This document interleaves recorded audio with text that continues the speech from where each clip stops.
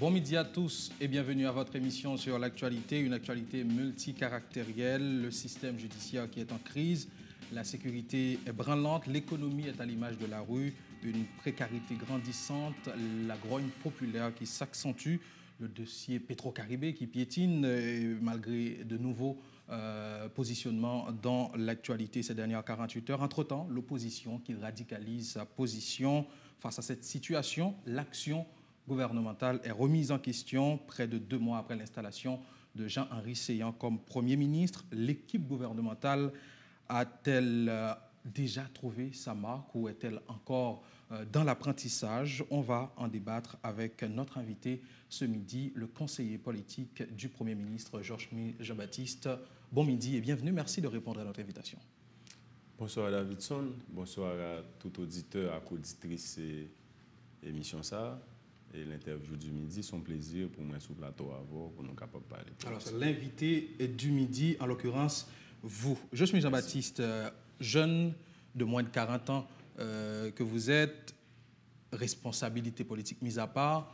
Là, vous regardez la situation pays, avec tout ça nous sommes évoqué là, comme aléa qui a rebondi à chaque fois dans l'actualité. Qui ça a sentiment?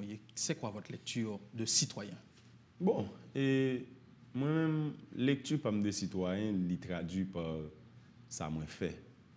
Et il y a un peu de monde qui se dit peut-être que la situation du pays d'une manière générale est alarmante. Moi-même, moi fais comme ça depuis un bon certain et un bon bout de temps.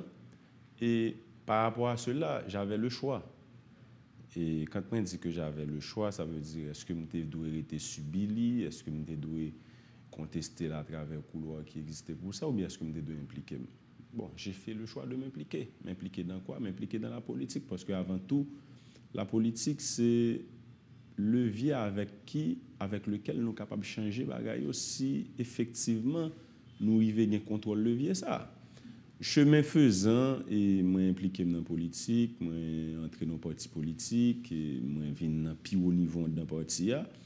Maintenant, certainement, la force des choses fait que le président du parti va venir Premier ministre. Je dis, je n'ai pas à me plaindre. J'ai plutôt à continuer à m'impliquer, faire ce que j'ai à faire pour nous capables d'inverser cette tendance-là. Voilà.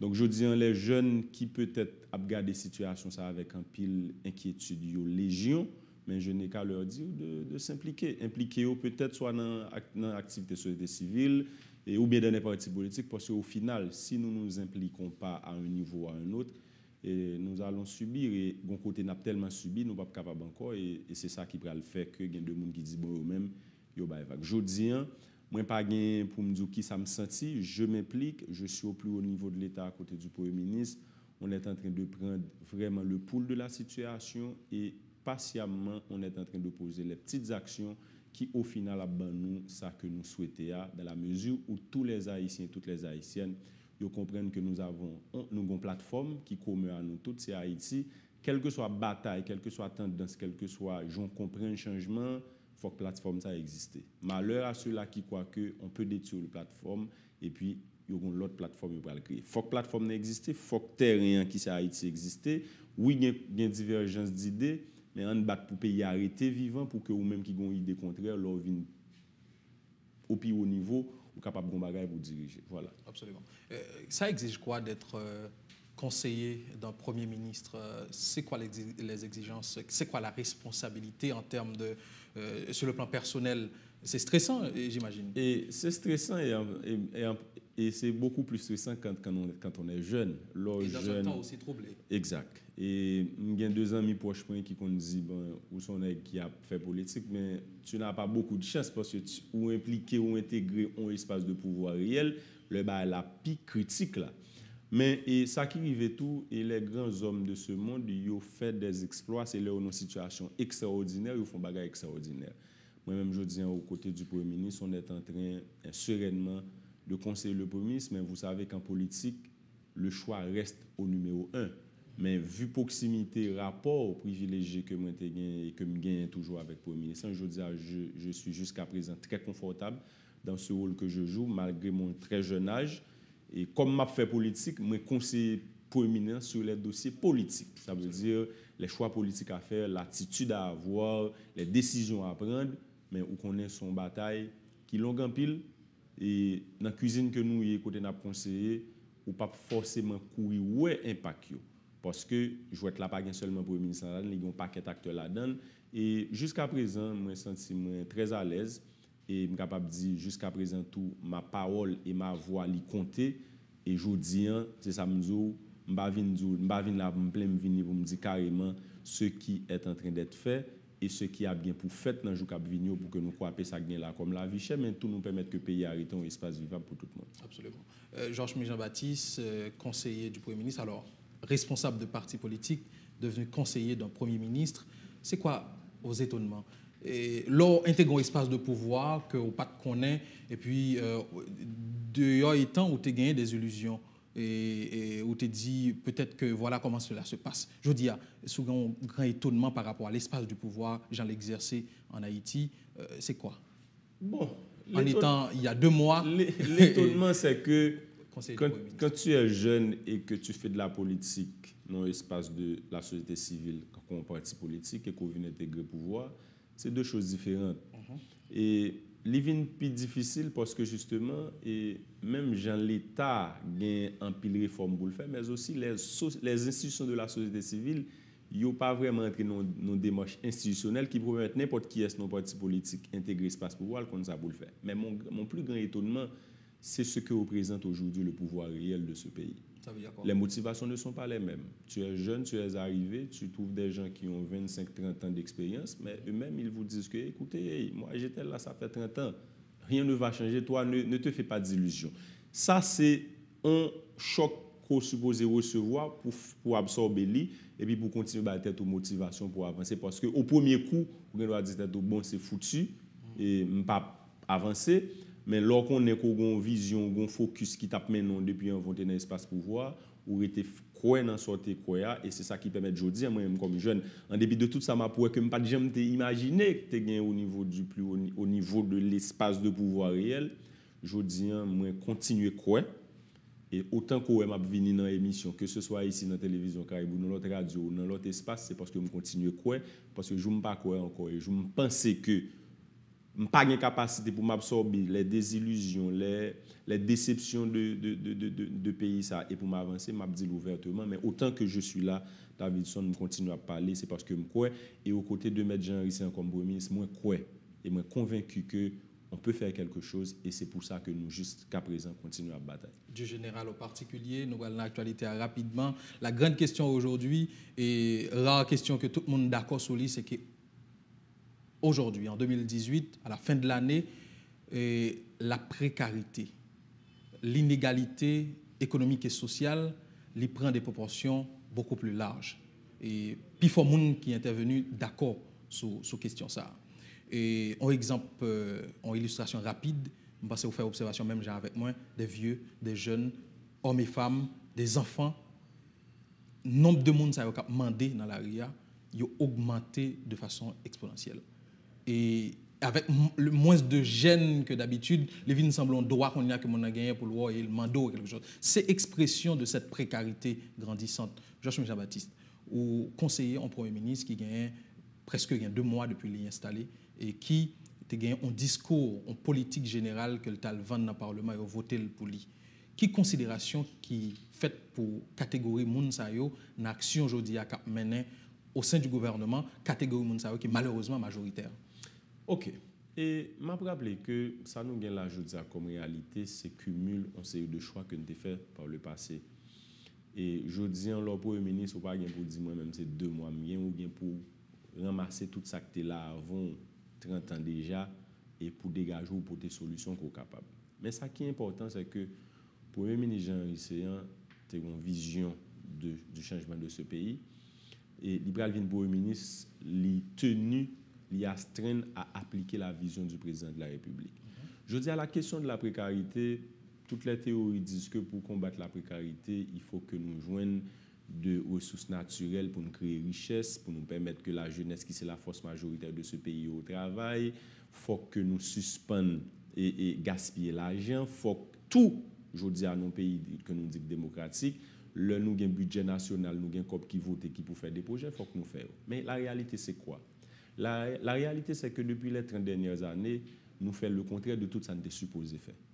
Et je dis à ça. Le contraire de tout ça nous est supposé faire en tant qu'un pays pauvre, et nous sommes comparables à la République dominicaine à un certain moment de la durée, mais qui ça Saint-Domingue fait? Le Saint-Domingue a gagné pour faire des projets d'investissement, des universités, de l'école, il fait. Mais nous autres, nous sommes pris dans le piège de la corruption. Corruption fait que même ce budget que nous relèvons aujourd'hui à un budget de consommation dans le pays, nous faisons tout ça, nous voulons accomplir, mais pas faire ça pour nous faire. Par exemple, quand dans le budget national, il est prévu de créer une association de production de riz dans l'Artibonite. Dans le premier moment, comme la tombe, il détourne et ça fait.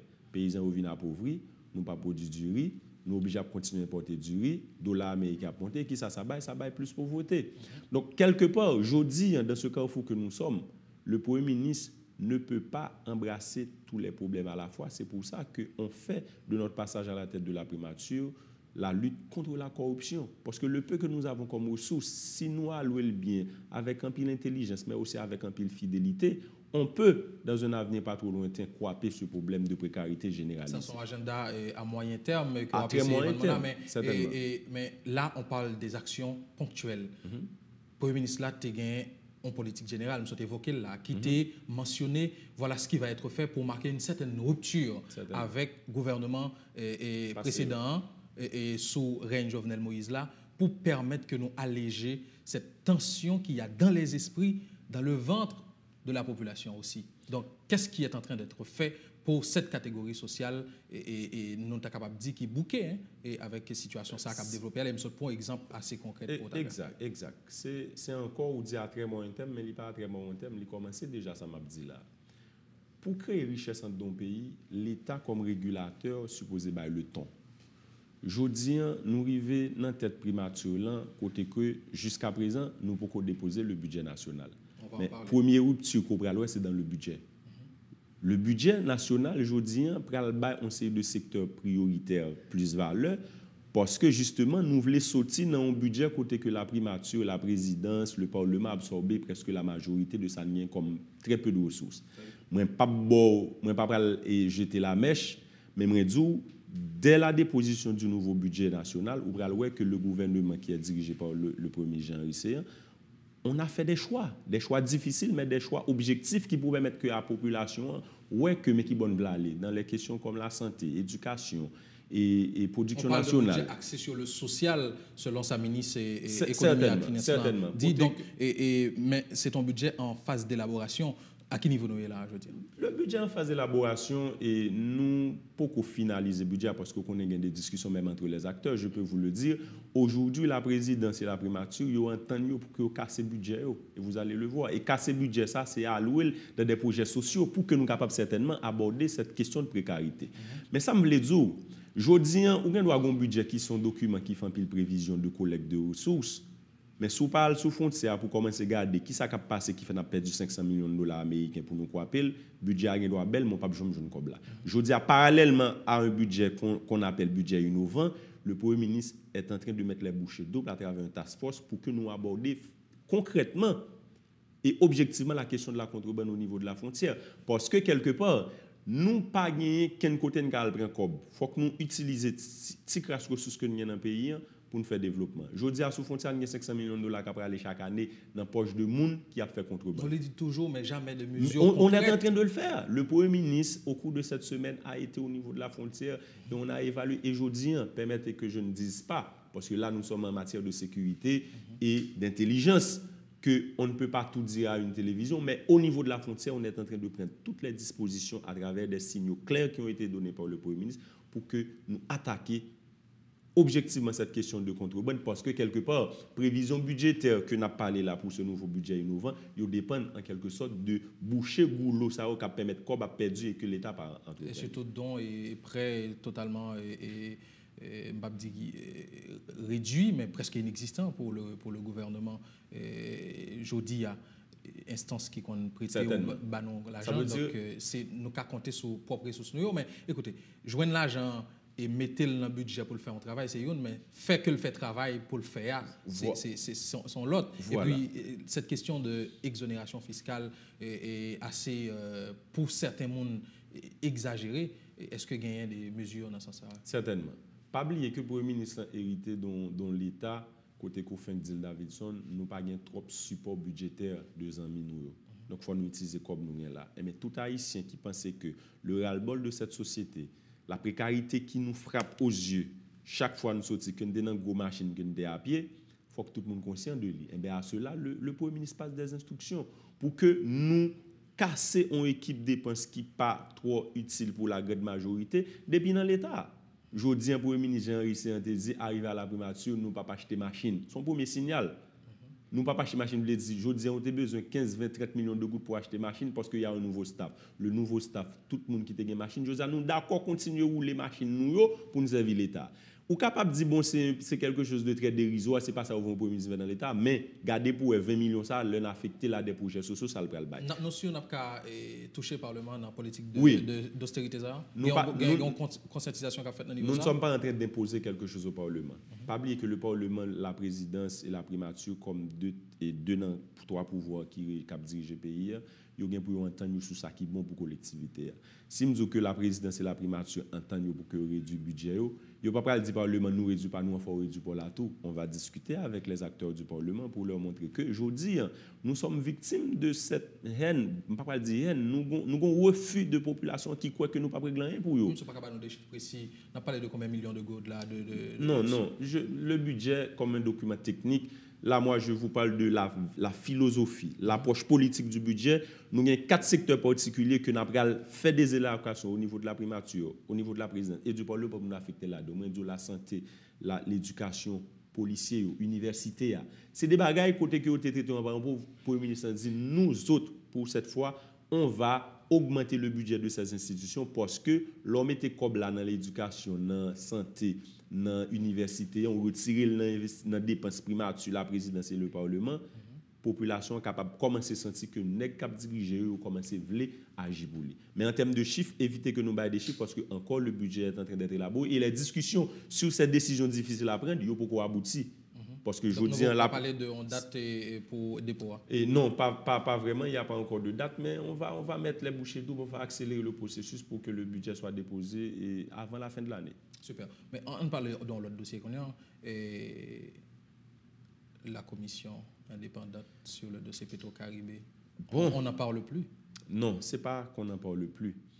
Et je me rappelle que Petro-Caribé, c'est capable de dire élément qui sortent dans la loi qui pour permettre que nous fassions des choix définitifs pour nous mettre le pays sous cap changement. Et le Premier ministre est venu avec la question de commission, c'est parce que je dis un bon problème de crédibilité à dossier Petro-Caribé. Crédibilité veut dire que le Parlement fait des rapports, en plus le monde conteste. Il a acheminé le dossier à la Cour des comptes, il a contesté. Le juge d'instruction commence à inviter les gens, il dit qu'il n'y a pas de bien réquisitoire d'informer, donc il est dans l'illégalité. Le commissaire de gouvernement appelle des gens, on dit bon, commissaire de gouvernement, ça ne fait pas la régler. Quand vous avez ça dans une société, en tant que chef, il ne faut pas mettre une lunette dans le jour et ceci une lunette opaque pour pas ouais. Et là, dans un pays où il y a toute confusion, ça, où les institutions n'inspirent pas confiance, il faut rétablir la vérité. C'est cette vérité que le Premier ministre veut rétablir dans ce dossier. Avant même d'engager un procès, il faut rétablir la vérité. Ça peut se faire à travers les institutions? Oui, ça peut se faire à travers les institutions. Je me rappelle que le dossier Petro-Caribé, c'est environ 10 ans de dépenses en l'argent que Cour des comptes, ULCC, UCREF était supposé contrôler ou était supposé permettre Jody en tant que responsable dans l'État de traçabilité comme ça. Ces institutions, en quelque sorte, oui, c'est pourquoi j'ai parlé aussi du CREF et du LCC. Ces institutions, en quelque sorte, ont failli à leur mission. Et c'est pour ça même que la société a pointé au du doigt. La Cour des comptes... Donc, continuer à l'argent, continuer à porter documents pour le travail. Il y a quelque part une incohérence. Non, il n'y a pas d'incohérence. Et si vous me permettez, moi, je dis comme ça que l'heure où il y a plus de 7 premiers ministres, une centaine de directeurs généraux et de responsables au niveau de l'État qui manipulent un cob, il faut vraiment des experts, des techniciens dans ce domaine pour voir comment ça va passer.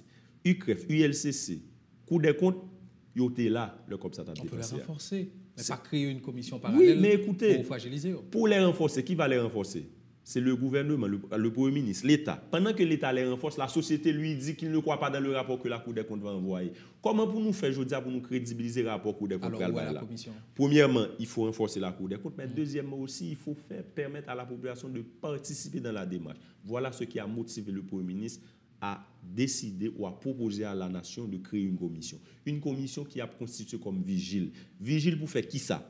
Je dis, la Cour des comptes a acheminé à l'État ou au gouvernement tous les rapports, tous les contrats que lui-même était autorisé pour dépenser comme dans Petro-Caribé.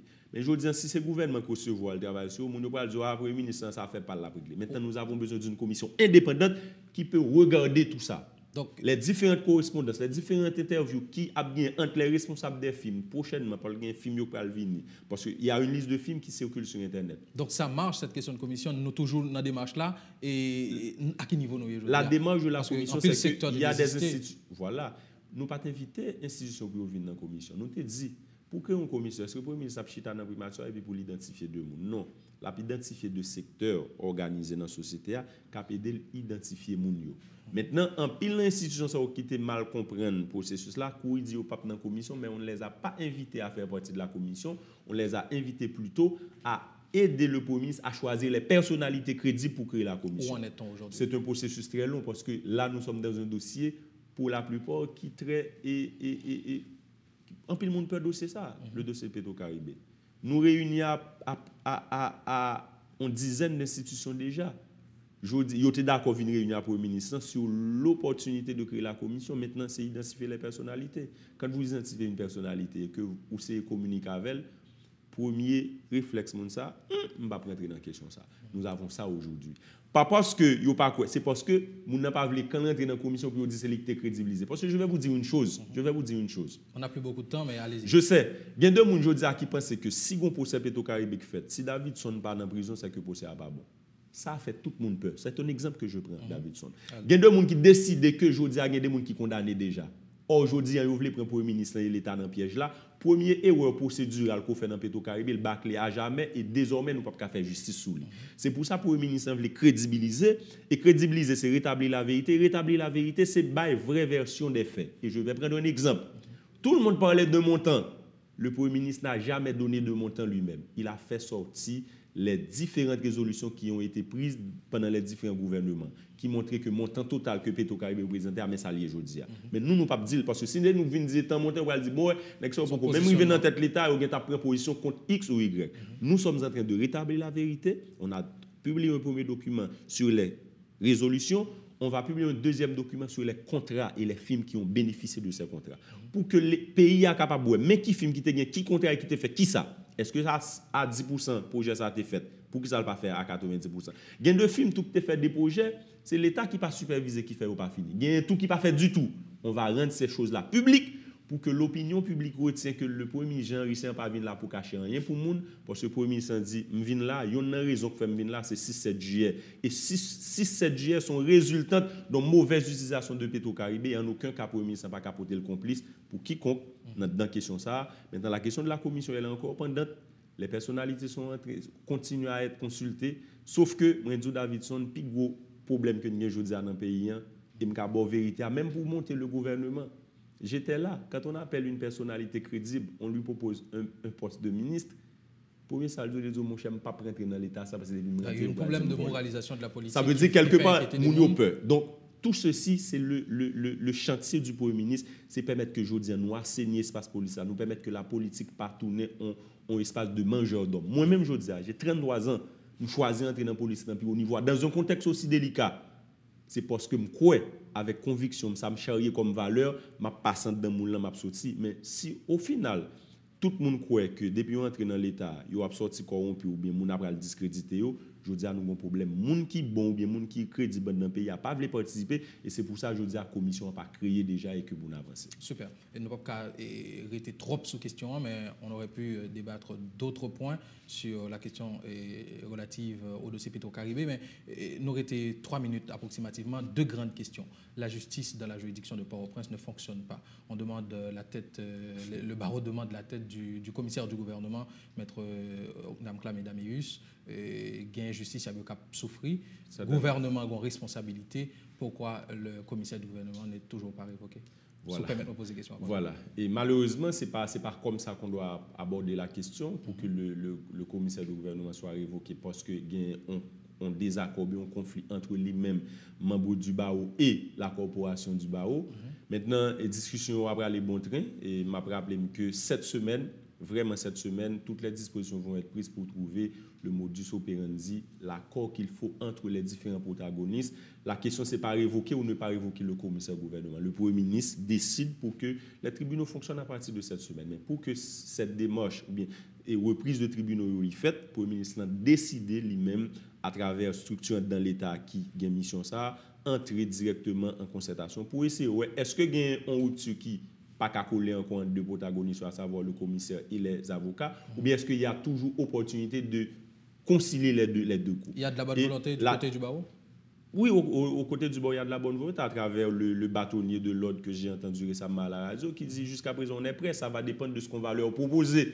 Et c'est à cela maintenant qu'on s'attelle et on va essayer de proposer quelque chose au BAO et au commissaire du gouvernement pour ne pas fragiliser aucun groupe parce que, écoutez, nous sommes en politique.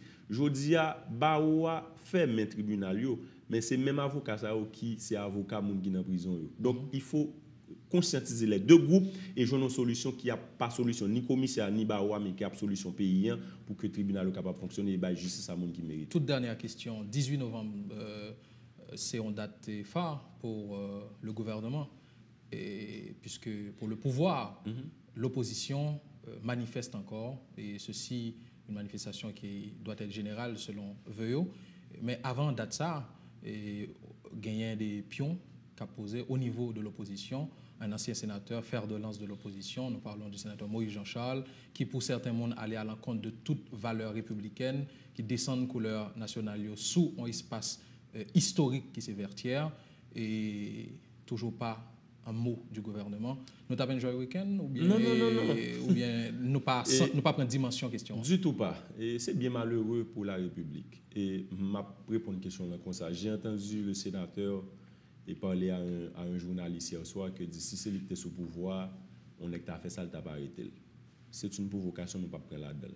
Cependant, la personne qui est montée sur le poteau, qui a descendu le drapeau national et qui a mis l'autre est identifiée. Les responsables d'État au niveau de la ville du Cap, il y a des explications pour le bail. Mais maintenant, l'histoire doit retenir que le citoyen Jean-Charles Moïse est celui qui, à un certain moment, et jusqu'à présent, veut diriger Haïti. Comment veut-on diriger un pays qui a adopté un drapeau national? Est-ce que nous sommes en période de guerre civile ou bien nous en période de lutte armée en différents clans? Nous ne sommes pas encore là. Et le sénateur Moïse Jean-Charles n'a encore gagné aucune bataille. Pour me dit, bon, je prends un territoire, ça me met le drapeau PAM. Donc c'est pour m'expliquer le côté moral de la chose. L'histoire doit retenir que ce sénateur... Vous n'avez pas réagi. Je vous dis, les réactions, ce n'est pas monter au créneau pour dénoncer... L'autorité de l'État doit s'exprimer. C'est ce qu'on est en train de faire. On vous dit qu'on a identifié la personne. Parce que quelque part, le sénateur Moïse, ce n'est pas lui qui est monté.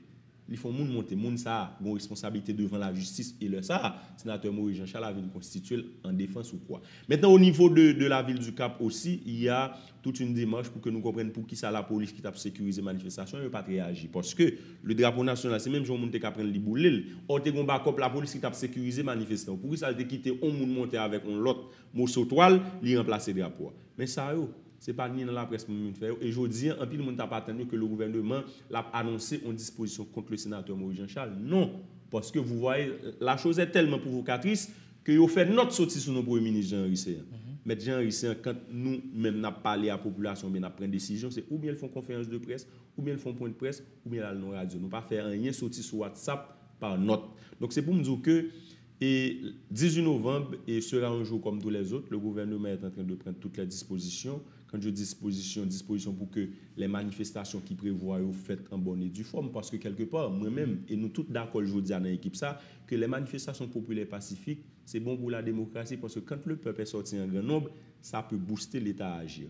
Mais quand quelqu'un veut penser que le choix par rapport à ce que nous avons aujourd'hui comme problème, c'est le chaos, on va toujours le dire. Beaucoup de gens m'ouvrent un livre, moi-même, que m'appelle sous théorie politique, côté démontré, le choix pour changer un pays peut être le chaos. Parce que quand c'est le chaos, on a tout perdu, on va tout perdre. Et si nous perdons tout le bagage, il n'y a pas un pays pour nous diriger, ni 2 ans, ni 5 ans après. C'est pour ça que pour le ministre, là, mandé pour acteurs politiques, continuer à manifester pacifiquement, c'est un droit constitutionnel. Mais entre-temps, lui, comme Premier ministre et chef du gouvernement, il va continuer à discuter avec tous les protagonistes pour que nous protégions ça, là qui déjà presque pas symbolisé, qui c'est Haïti. Merci, Jochmi Jean-Baptiste, conseiller du Premier ministre. On se posait la question, 2 mois après son installation, l'équipe du Premier ministre Jean-Henri Séan a-t-elle trouvé sa marque ou est-ce qu'elle est encore dans l'apprentissage? On a posé les questions essentielles aux conseillers et nous espérons que vous avez pu faire une conclusion. Merci, mesdames, messieurs, d'avoir été des nôtres pour ce numéro de Midi, l'invité, ou plutôt l'invité du midi, notre émission sur l'actualité. On se donne rendez-vous demain. Excellente semaine en compagnie de la 22.